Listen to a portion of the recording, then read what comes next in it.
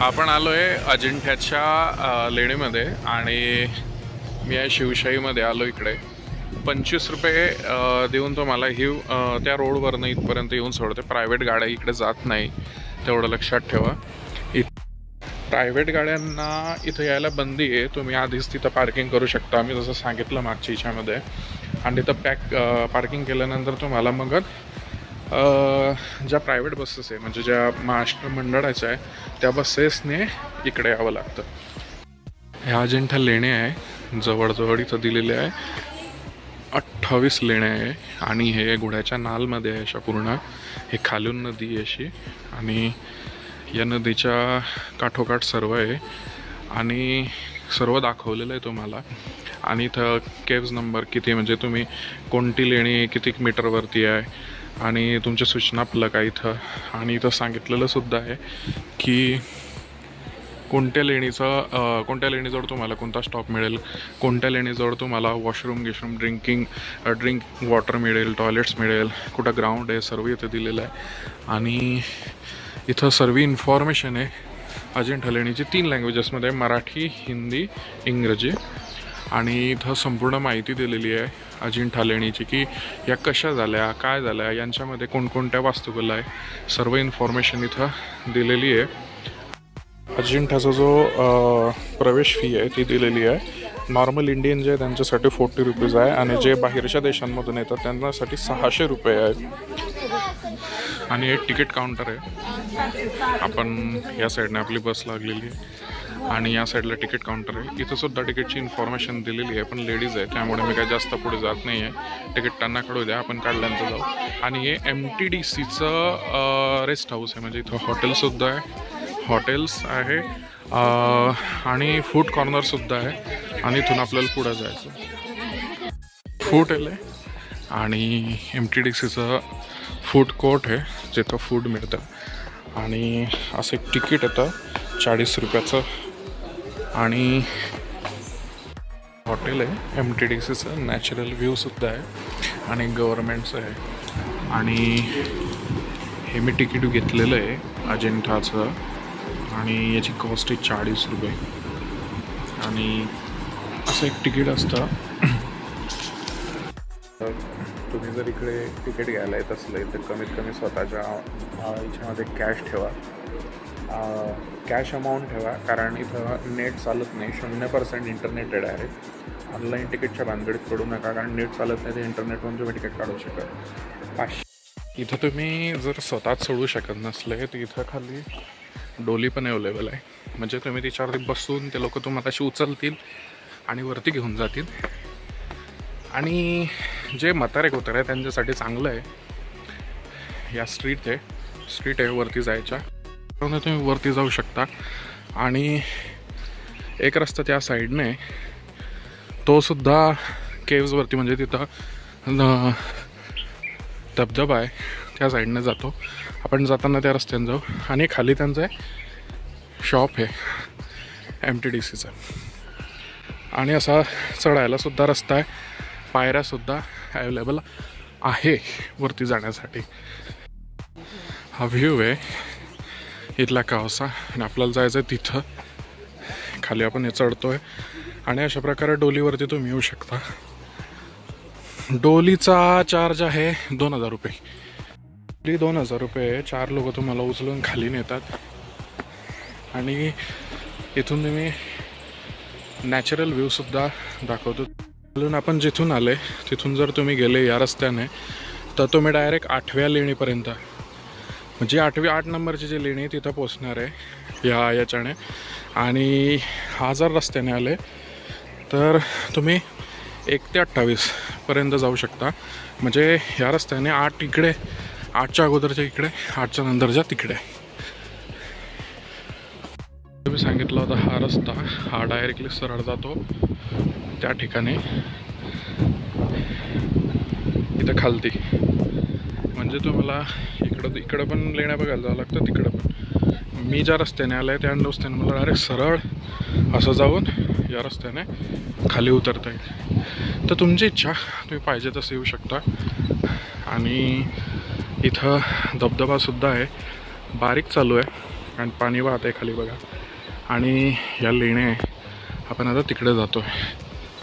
Checking केलं खाली, तर तेव्हा पाकिट चेक केलं आहे आणि त्यांनी मला सोडून दिलं की जा म्हणे, तर तुम्ही चेक नाही करत. म्हटलं मी का बोललो तुम्ही चेक का नाही करत आहे. तर म्हणत होते तुम्ही तोंडाने वाटत नाही की पुड्या बिड्या खात असाल. तसं लोकांना इज्जत आहे रे माझी, कदर करा तुम्ही थोडे.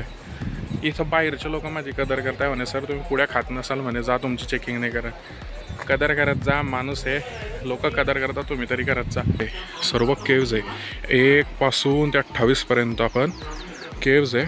आणि आपण तिकडे सुद्धा जाणार आहे वरती जर वेळ मिळाला तर. नंबरची केव्ज आहे आणि दगडांमधून पावसाळ्याचं पाणी झिरपतं आहे खाली. आणि या केव्जमध्ये आपण जाणार आहे. आणि मध्ये शांतता, इथं बुटं चप्पल काढावे लागतं आधी आणि मध्ये जावं लागतं, पण शांतता ठेवावी लागते. इथं सूचना दिलेल्या आहे. त्यांचं जे काम आहे ते खूप स्ट्रिक्टली आहे. केव्जमध्ये तुम्ही कॅमेरा यूज नाही करू शकत आणि कोणत्याही प्रकारचे फोटो काढू शकत नाही, कारण म्हणतात की फ्लॅशलाईटने जे कलर्स कॉम्बिनेशन्स आहे, त्यांचे जे कलर्स आहे, पेंटिंग्स आहे, त्या थोड्या फिक्कट पडायला लागतात.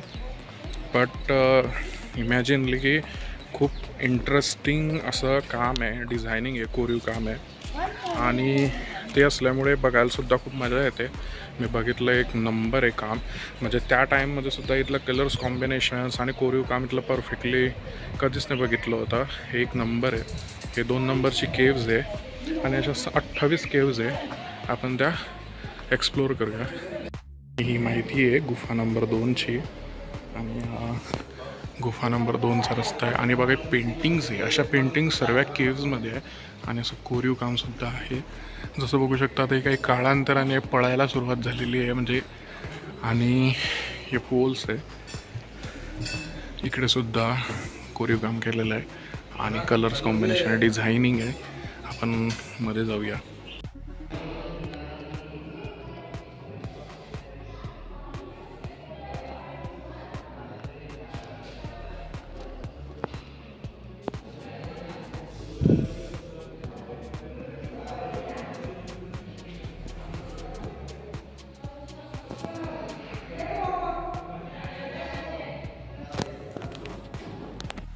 नंबर 2 होती आणि मी लपून एक व्हिडिओ काढून घेतला की मध्ये कशा प्रकारे असतं. तर बौद्ध जे आहे ना, बौद्धांची जे लाईफ आहे किंवा बौद्धांचं जे स्ट्रक्चर आहे ते सर्वचं सर्व इथं डिफाईन केलेलं आहे प्रत्येक दगडांमध्ये. आणि ही 4 नंबरची केव्ज आहे. 3 नंबरची बंद केलेली आहे, अंडर कन्स्ट्रक्शन्स काही प्रॉब्लेम्स असल्यामुळे ते बंद केलेली आहे. नंबरची केव्ज आहे आणि याला संपूर्ण दगडांना कोरीव काम केलेलं आहे. बघू शकता तुम्ही वॉल्स किती मोठ्या मोठ्या आहे. इथं बौद्धांचं सर्व आहे आणि वॉल्स आहे आणि हा पूर्ण दगड कोरीव काम आहे. आणि जसं आपण महेश्वरला बघितलं होतं ना, सेम मागच्या ब्लॉगमध्ये सेम तसंच आहे. इथं अशा प्रकारच्या केव्ज आहे, खूप सारे आहे. त्या साईडला सुद्धा आहे आणि मोठमोठाले पिलर आहे. लाईक रोमन साम्राज्याचे पिक्चर जसे तुम्ही बघता ना, तसे मोठमोठाले पिलर्स आहे. आणि याच्यामध्ये जायला रस्ता एवढाच आहे. हे बघा मध्ये आल्यावरती एवढीच जागा आहे. इथं लोक राहायचे की नाही काय माहिती, पण ह्या कोरलेल्या अशा आणि एवढाच रस्ता आहे. हे बघू शकता तुम्ही, ह्या केव्स कोरलेले आहे आणि इथं मोठमोठाले पिलर्स आहे आणि राहण्यासाठी जागा केलेल्या होत्या. पण इन्साइडली असं म्हणतात की ह्या एका इंग्रज होता, तो शिकारीला इथं आला होता तेव्हा त्याला या इथलं केव्ज दिसल्या होत्या आणि या 1800मध्ये समोर आल्या जगाच्या. इथं बघू शकता तुम्ही बौद्ध ची मूर्ती आहे आणि दोघं साईडला बौद्धांचे अनुयायी ते उभे आहे.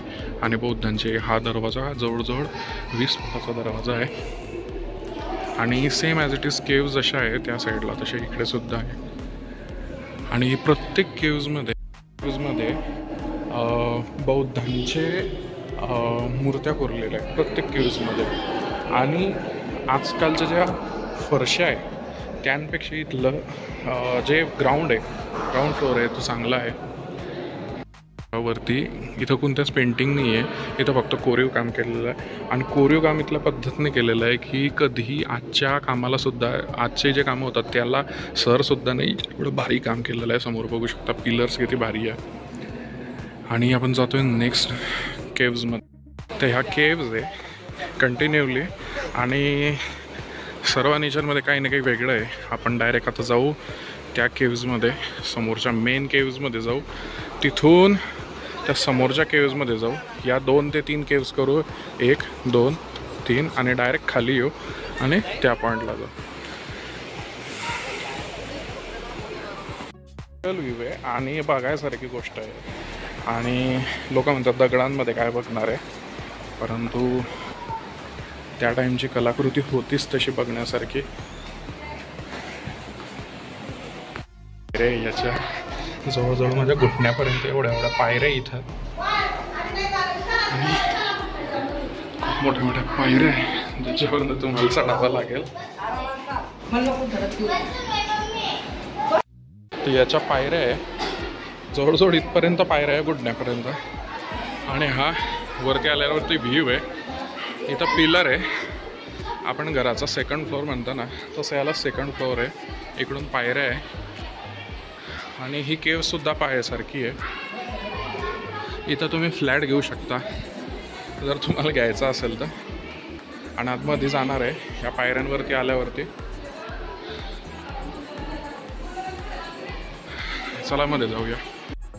सर्व केव्समध्ये काही ना काही बघण्यासारखं आहे. काही केव्ज नष्ट होण्याच्या मार्गावर आलेलं आहे.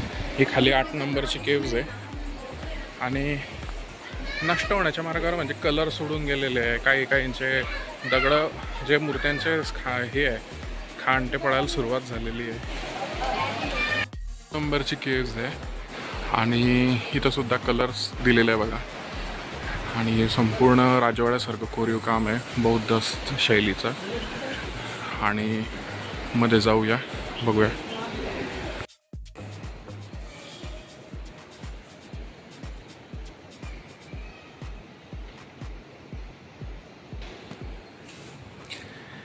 ही एक केव्ज आहे.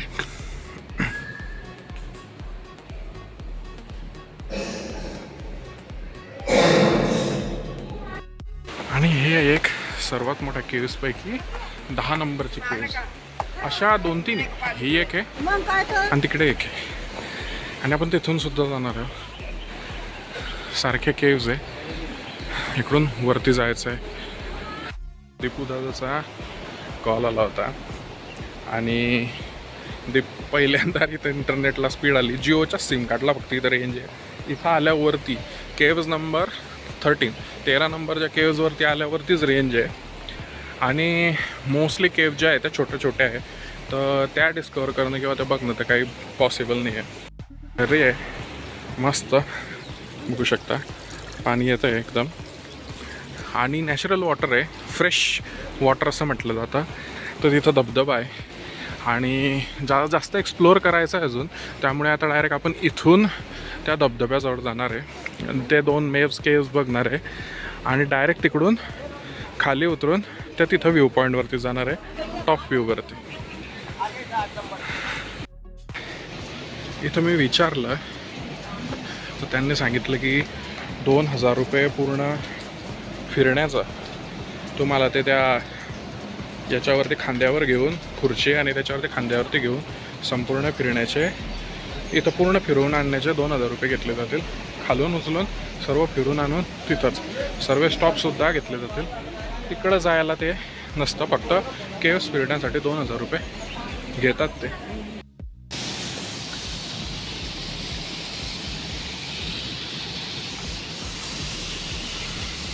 नॅचरल फ्लोट आहे आणि जे वरती जे पहाडांवर ते पाणी पडतं आहे त्या पहाडांवरतून हे पाणी खाली येतं आहे.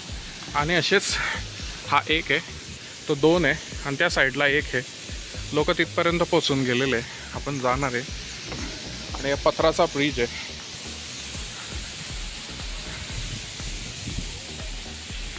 पहिला आपल्या शेवटच्या केव्ज 28 नंबरची जी केव्ज आहे ती बघू आणि तिकडून निघू 8 नंबरच्या केव्सकडे आणि मग डायरेक्ट खाली जाऊ.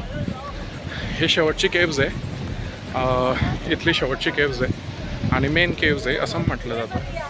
आपण जाऊया आता खाली. अन्नडांना पाणी नाही आहे इथं आणि हा जो आवाज येतोय तो पाण्याचा आहे, तिकडचा पाण्याचा आवाज आहे. आणि पायऱ्या खूप खाली वरती आहे आणि शेवटची केव्ज आहे इथं. ही एक केव्ज बघितली की आपण निघणार आहोत 8 नंबरच्या केव्जकडे. ही एक शेवटची केव्ज आहे, हिचा नंबर आहे 26 आहे आणि इकडे 27-28 आहे वरती आहे. आणि यासुद्धा वरती आहे, ही बंद केलेली आहे केव्ज काही कारणास्तव. आणि याच्यामध्ये जाऊया आणि यांचं जे स्ट्रक्चर आहे, कोरीव काम जे आहे ना, ते एक नंबर होतं यार. आणि हे गौतम बुद्ध निद्रा अवस्थेमध्ये आहे आणि त्यांच्याजवळ सर्व त्यांचे अनुयायी बसलेले. ॲज इट इज सेम असं गोल फिरून हा इथपर्यंत आहे. आणि ही सर्वात मोठा स्टॅच्यू इथला गौतम बुद्धांचा जे आहे ना, त्याची तुटायला सुरुवात झालेली आहे. त्यामुळे जेवढं तुम्ही लवकर येऊन हे बघू शकता आयुष्यामध्ये तेवढं बघा लवकर. आणि केव्ज ॲज इट इज हे संपूर्ण गौतम बुद्धांचं आयुष्य इथं दर्शवलेलं आहे आणि खूप तोडलं गेलेलं आहे. हे सुद्धा एक तशाच प्रकारे स्तूप आहे, याला स्तूप असं म्हणतात असं मला ते गाईड बोललं आहे. हे एक स्तूप आहे. आपण निघालो आहे आता केज नंबर 28कडे. 8कडून आपण जाणार आहे वरती, लाईक त्या सेक्शनवरती जाणार आहे आणि तिथून व्ह्यू घेणार आहे वॉटरफॉलचा. आणि काही फ्रेंड होते थायलंडचे अँड हे इथं व्हिजिट करायला येतात. म्हणजे आपल्याकडे असून आपण बघत नाही. पण where are you from? Thailand. आणि एव्हरीबडी ऑन थायलंड. तर हे थायलंडवरनं आपल्याकडे आलेले बघायला. येस, आपण येत नाही, परंतु थायलंडवरनं ते फक्त केव्ज बघायला आले. त्यांनी वेरूळ कंप्लीट केलेलं आहे आणि अजिंठ्याला आलेलं आहे बघायला. मी त्यांना महेश्वरसुद्धा सर्च केलं आणि थँक्स ऑफ आमचे बराटे सर, ज्यांच्यामुळे पॉसिबल झालं की मी महेश्वर बघू शकलो. फोर्स केला होता. आणि हे एक मोठी केव्ज आहे आणि आपण जातो आहे इन द साईड वरती.